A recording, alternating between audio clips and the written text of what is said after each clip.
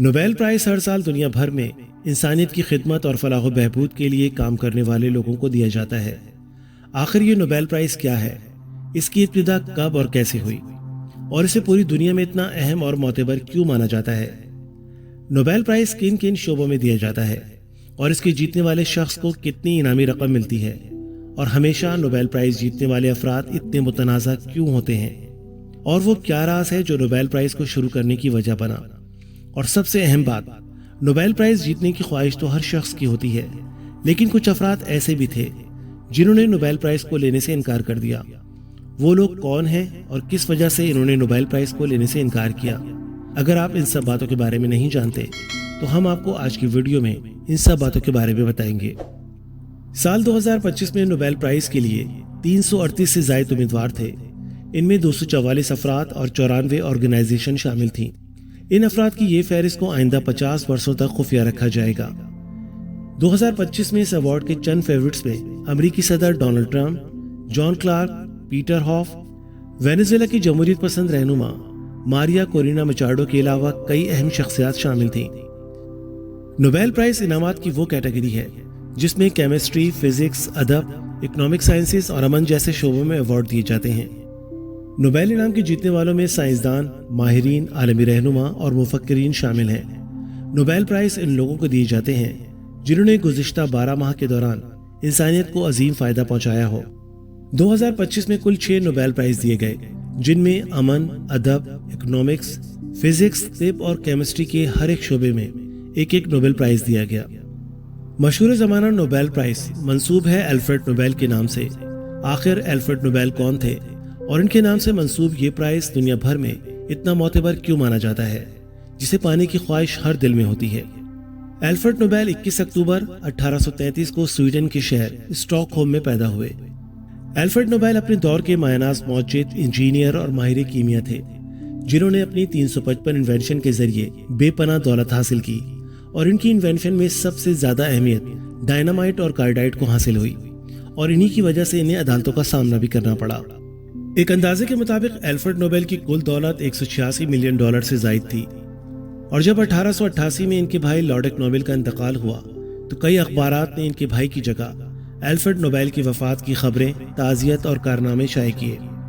ان میں سے ایک مضمون کا عنوان موت کے سوداگر کی موت تھا، اور اس کی وجہ تھی ان کی ڈائنامائٹ کی ایجاد، جو دنیا بھر میں انسانیت کی خدمت اور تباہی کا ذریعہ بنی۔ اس تحریر نے نوبیل الفریڈ کو ذہنی اور جذباتی طور پر شدید متاثر کیا کہ اتنی دولت، کامیابی اور شہرت حاصل کرنے کے باوجود دنیا انہیں مرنے کے بعد موت کے سوداگر کے نام سے یاد رکھے گی۔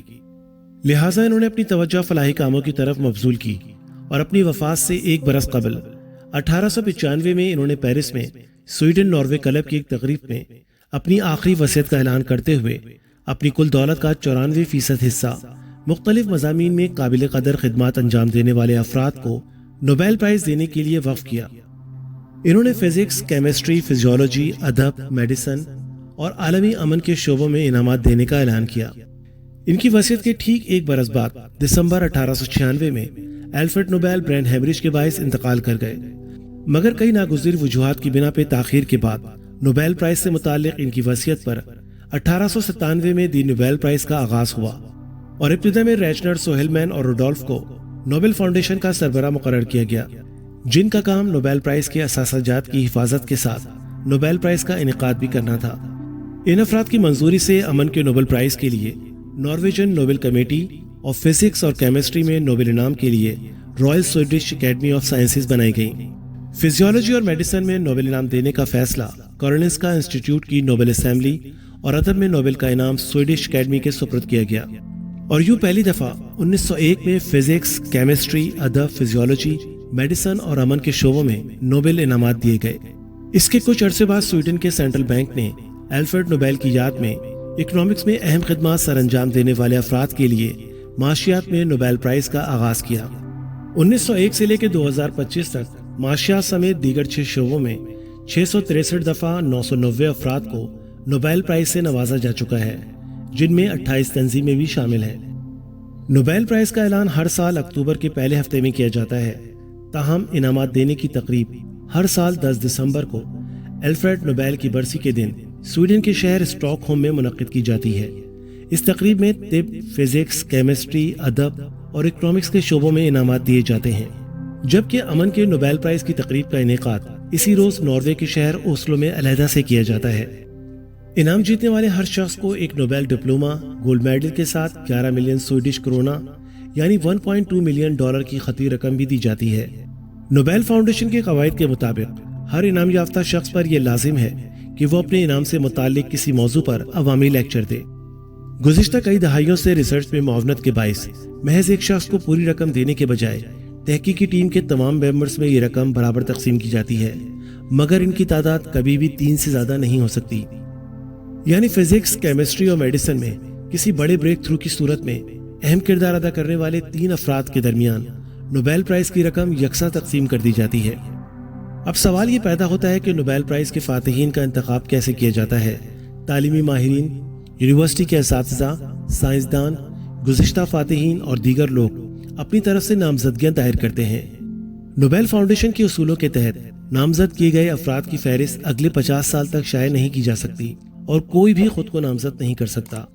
नोबेल इनाम के जीतने वालों को लॉरेट्स कहा जाता है। ये कदीम यूनान में फातिहीन को मिलने वाली फूलों की चादर की अलामत है। ऐसे भी कुछ साल गुजरे हैं जिनमें नोबेल इनाम किसी को पेश नहीं किया गया। इनमें अक्सर साल वर्ल्ड वॉर 1 और वर्ल्ड वॉर 2 के हैं। नोबेल फाउंडेशन के उसूलों के मुताबिक अगर कोई भी शख्स एक शोबे में इनाम का मुस्तहिक नहीं तो किसी को भी इस शोबे में इनाम नहीं दिया जाएगा, बल्कि इनाम की रकम अगले साल के लिए रख दी जाएगी। ऐसे अफराद जिन्होंने नोबेल प्राइज को लेने से इनकार किया, इनमें फ्रांसीसी मुसन्निफ जैन पॉल सातिर हैं, और इसकी वजह ये थी कि इन्होंने तमाम सरकारी नामजदगियों को कबूल करने से इनकार कर दिया था, चाहे वो किसी भी मुल्क से हों। इनका कहना था कि किसी भी शख्स के जाती कामों का फैसला सरकारी अवार्ड से नहीं किया जाना चाहिए। वो अपने काम के लिए आजादाना फैसले करने और अहमियत पर जोर देते थे। बोरिस पास्तरनाक वो दूसरी शख्सियत हैं जिन्हें सोवियत यूनियन हुक्काम की जानिब से शदीद दबाव की वजह से नोबेल प्राइज लेने से इनकार करना पड़ा। वो अपने मुल्क में इनाम के साथ जाने वाली मुश्किलात से बचना चाहते थे। और तीसरी अहम शख्सियत शुमाली वियतनाम के रहनुमा ली डॉक थू हैं, जिन्होंने नोबेल इनाम को कबूल करने से इनकार किया। ली डॉक थू को नोबेल प्राइज हेनरी किसिंजर के साथ वियतनाम की जंगबंदी के मुआहदे पर दिया गया, लेकिन इन्होंने ये कहकर नोबेल प्राइज को लेने से इनकार कर दिया कि अमन मुआहदे पर अमल दरामद नहीं हुआ। अल्फ्रेड नोबेल ने अपनी आखिरी वसीयत में जिन शोबों में नोबेल प्राइज देने का ऐलान किया था, इनमें आलमी अमन सरे फहरिस्त था, क्योंकि वो नहीं चाहते थे कि हादसाती तौर पर मिलने वाला मौत के सौदागर का लक़ब इनकी हकीकी पहचान बन जाए। लिहाजा 1901 से लेकर दुनिया भर में अमन के लिए काबिल जिक्र खिदमात सर अंजाम देने वाले इदारों या शख्सियात को ये इनाम दिया जाता है, जिसके लिए 1990 से ओस्लो में 10 दिसंबर को अलहदा से तकरीब मुनक्किद की जाती है। मगर अपनी नौयत के हवाले से नोबेल प्राइज बरसों से मुतनाज़ा चला आ रहा है, और इसके लिए आलमी राय यही है कि ये सिर्फ उन्हीं अफराद को दिया जाता है जो मगरिब के मंजूर नज़र हों और आलमी ताकतों की पॉलिसियों को अपना नस्बुल ऐन समझते हों। तनाज़ा से क़त्ए नज़र इस इनाम का हतमी फैसला करने वाली रॉयल सोसाइटी के जजेस के मुताबिक इनकी अव्वलीन तरजीह दुनिया भर से ऐसे अफराद या इदारे होते हैं जिन्होंने मुख्तलिफ अक़वाम के दरमियान तनाज़ात के हल, अपने मुल्क में अफवाज की तादाद या न्यूक्लियर या तबाहकुन हथियारों की तख़फ़ीफ़ में बुनियादी किरदार अदा किया हो। इसके अलावा आलमी अमन के इस्तेहकाम में मुसलसल जद्दोजहद करने वाली शख्सियात को भी जूरी की जानिब से अव्वलियत दी जाती है। अमन के नोबेल प्राइज के बारे में तनकीद पर शिद्दत 2011 में उस वक्त आई जब अल्फ्रेड नोबेल के पोते माइकल नोबेल की जानिब से यह एतराज किया गया कि इनाम का फैसला करते वक्त उन नुकात का ख्याल नहीं रखा जाता जो नोबेल ने अपनी वसीयत में दर्ज किए थे। अगरचे कहा जाता है कि अमन के नोबेल प्राइज के लिए किसी वाज़ेह पॉलिसी का जिक्र नहीं किया गया और वो सिर्फ चाहते थे कि डायनामाइट, ब्लास्टिक और इस जैसी इन दीगर अजादात से आलमी अमन को जो नुकसान हुआ है और जंगों और हलाकतों में शिद्दत आई है, इसे रोकने के लिए इक़दामात करने वाले अफराद की कोशिशों को सराहा जाए। ताहम फिर भी इस अवार्ड की नामजदगी को मुतनाज़ कहा जाता है। अब तक दिए जाने वाले नोबेल पीस प्राइज में जो अफराद सबसे ज़्यादा तनकीद का निशाना बने, इनमें Mikhail Gorbachev, Shamoon Perez, Yasir Arfat, Henry Kissinger, Jimmy Carter, L गोर, ली डॉक थू, आन सान सूची, बाराक ओबामा और यूरोपीय यूनियन शामिल हैं।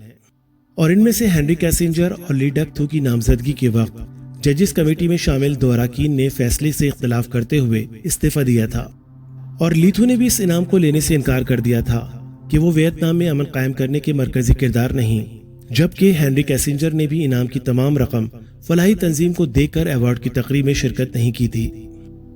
نوبیل پیس پرائز حاصل کرنے والی اہم شخصیات: 1901 میں سوئٹزرلینڈ کے ہنری ڈونلڈ، فرانس کے فریڈرک پیزے، 1904 میں امریکہ کے تھیوڈور روزویلٹ، 1944 اور 1963 میں international committee of the Red Cross, 1985 میں international physician for prevention of nuclear war, 1979 میں تبت کے دلائی لاما، 1993 میں جنوبی افریقہ کے نیلسن منڈیلا، 1997 میں international campaign to band land mines, 2001 میں گھانا کے کوفی عنان، 2006 میں بنگلہ دیش کے محمد یونس اور 2012 میں یورپی یونین اور 2014 میں پاکستان کی ملالہ یوسفزئی اور بھارت کی کیلاش سدھارتی نے مشترکہ طور پر اس نام کو شیئر کیا۔ 2017 میں international campaign to abolition nuclear weapon اور 2018 میں عراق کی نادیہ مراد اور کانگو کی ڈینس میکیوج نے یہ انعام شیئر کیا۔ 2019 میں ایتھوپیا کے ایبی احمد، 2020 میں ورلڈ فوڈ پروگرام اور 2021 میں امریکہ کی ماریا ریسا اور روس کی ڈیمیٹری موراٹو نے یہ انعام شیئر کیا، اور 2022 میں بیلاروس کی ایلس بیلسٹکیا نے اور 2022 میں یوکرین کے سینٹر فار سیوک لبرٹیز نے، 2023 میں ایران کی نرگس محمد، 2024 میں جاپان کی نیون ہیڈان کو اور 2025 میں وینزویلا کی ماریا کورینا میچارڈو نے نوبیل کا امن پرائز حاصل کیا۔ اس ویڈیو میں نوبیل پرائز سے متعلق بتائی گئی معلومات کے بارے میں آپ کیا سوچتے ہیں؟ کمنٹ سیکشن میں اپنی رائے کا اظہار ضرور کریں۔ ویڈیو کو آخر تک دیکھنے کا شکریہ۔ امید کرتا ہوں ویڈیو آپ کو پسند آئی ہوگی۔ اگر آپ کو میری ویڈیو پسند آئی ہے تو ویڈیو کو لائک کیجیے، شیئر کیجیے اور کمنٹ کیجیے، اور میرے چینل کو سبسکرائب کیجیے، بیل کے آئیکن کو پریس کیجیے تاکہ آئندہ آنے والی ویڈیو کے نوٹیفیکیشن آپ کو ملتے رہے۔ انشاءاللہ پھر کسی نئی ویڈیو کے ساتھ حاصل ہوں گے۔ تب تک کے لیے اللہ حافظ۔